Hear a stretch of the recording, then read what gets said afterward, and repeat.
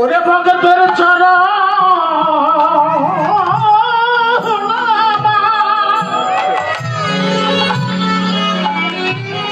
চরণ মারি গয়ে ধরি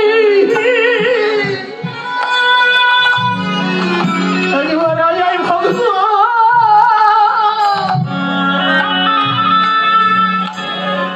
তোর সঙ্গ করি আমার গোপীনাথ ওই অচানবর্তী সচান হয়ে রঘুনন্দন ধুলার পরে গড়াগড়ে দিচ্ছে, রঘুকে ধুলা থেকে বুকে জড়িয়ে ধরে বলছে, রঘু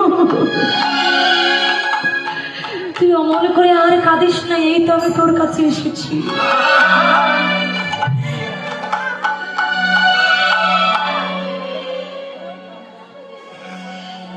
আমি এই তো তোর কাছে এসেছি, তুই একবার নয়ন মেলে ছেড়ে দে।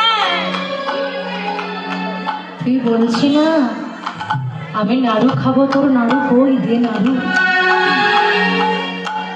রঘুনন্দন লক্ষ্য করুন মা, ওই থালা ভর্তি নাড়ু যেই না গোপীনাথের সামনে রেখেছেন, গোপীনাথ আমার একটা একটা করে নাড়ু সেবা করছে, একটা একটা করে নাড়ু সেবা করতে করতে হঠাৎ রঘুনন্দন থালার দিকে লক্ষ্য করে আর একটা নাড়ু আছে।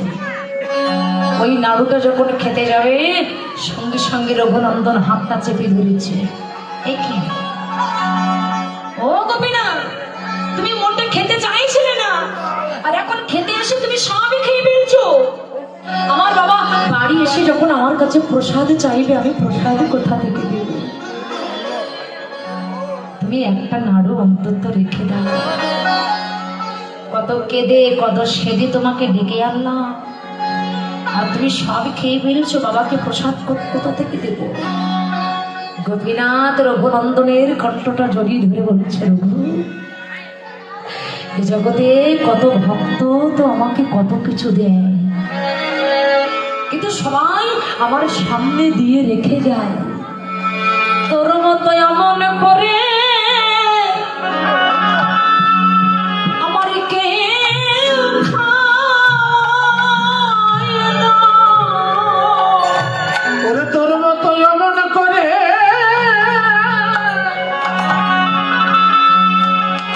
আমায় কেউ খাওয়ায় না।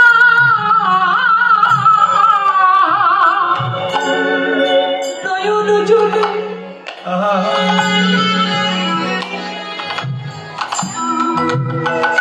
নয়ন জলে বঘুষ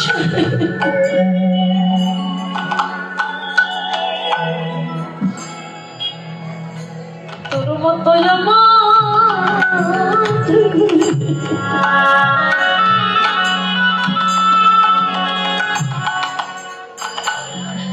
আমায় কেউ খাওয়ায় না। ওরে নয়ন জলে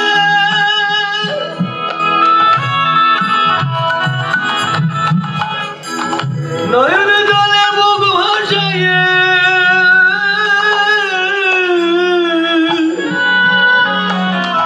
ওরে তোর মতো এমন করে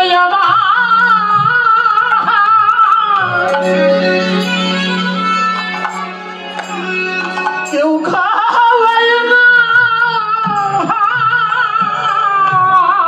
গোপীনাথ বলছে সবাই আমার সামনে রেখে যান। আমরা যখন মন্দিরে ভগবানকে সেবা দিই তখন আমাদের আর সময় থাকে না। বন্ধুর সাথে দেখা হচ্ছে, সেখানে ঘন্টার পর ঘন্টা সময় ব্যয় করতে পারি।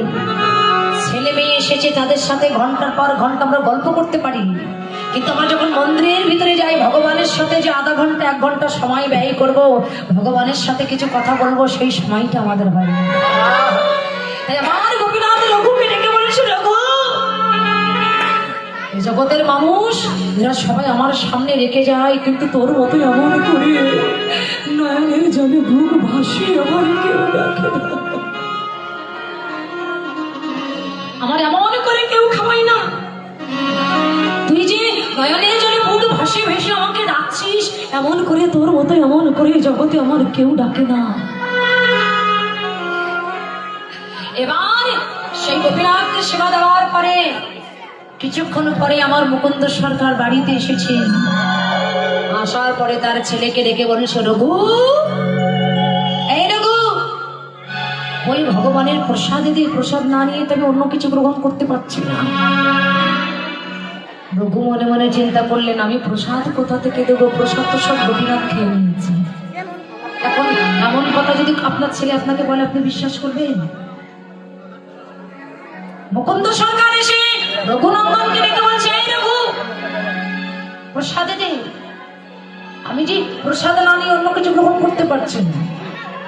রঘুনন্দন বাবার সামনে এসে ছলো ছলো নয়নে বাবাকে ডেকে বলেছে, জানো বাবা, ওই গোপীনাথ না নাড়ু সব খেয়ে নিয়েছে। এই গোপীনাথ নাড়ু খেয়ে নিয়েছে? হ্যাঁ বাবা, তুমি জানো না আমি গোপীনাথকে কত অনুনয় বিনয় করলাম যে গোপীনাথ তুমি সব সেবা না করে অন্তত একটা নাড়ু রেখে দাও। গোপীনাথ একটা নাড়ু রাখলো না, জানো বাবা, সব খেয়ে নিল। মুকুন্দ সরকার রাগ হয়ে গেলেন, এই নাড়ু তুই খেয়ে তুই আমার গোপীনাথের দোষ দিচ্ছিস? তুই নাড়ু খেয়েছিস আর তুই খেয়ে গোপীনাথের দোষ দিচ্ছিস? এত বড় সাহস, তুই মিথ্যা কথা বলছিস আমার সাথে? বলছে, না বাবা, আমি কোনো মিথ্যা কথা বলছি না। জানো বাবা, তুমি বিশ্বাস করো, আমি সেবা করি না, ওই গোপীনাথ সব নাড়ু সেবা করেছে। বলে, আবার মিথ্যা কথা? এই বলে মুকুন্দ সরকার একটা লাঠি নিয়ে ওই রঘুনন্দনের পিঠে জোরে জোরে বাড়ি দিল। যে আমি সব সহ্য করতে পারি, কিন্তু মিথ্যা আমি সহ্য করতে পারি না। তুই মিথ্যা কথা বললি আমার সাথে। রঘুনন্দন ধুলায় গড়াগড়ি যাচ্ছে আর বাবার চরণ দুটি জড়িয়ে ধরে বলছে, বাবা, তুমি আমাকে আর মেরো না। আমি কোনো মিথ্যা কথা বলছি না। আমি নাড়ু সেবা করিনি, গোপীনাথ সেবা করেছি।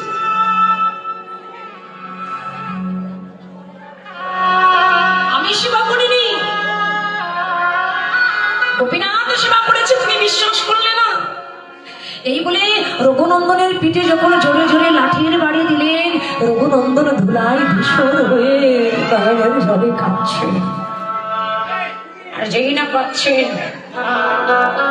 হঠাৎ করে পরের দিন মুকুন্দ সরকার, তিনি তো একজন বিচক্ষণ মানুষ ছিলেন, বড় জ্ঞানী ছিলেন, মনে মনে চিন্তা করলেন, আমি কি ভুল করলাম? আমার ছেলে তো কখনো মিথ্যা কথা বলে না, আমি তাকে মারলাম, তাহলে আজকে একবার একটু পরীক্ষা করে দেখি।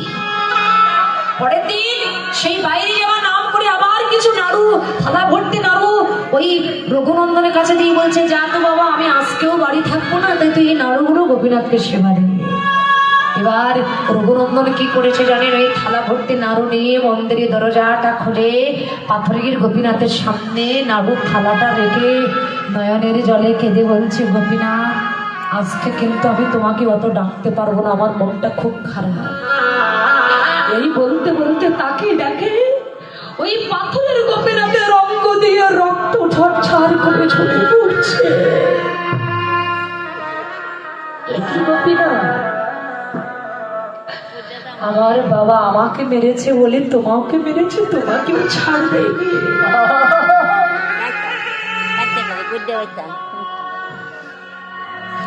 আমার বাবা তোমাকে মেরেছে, তোমাকে ছাড় দেয়নি। আমাকে মেরেছে এটা আমি মেনে নিলাম, তবু তোমার অঙ্গে আঘাত করলো।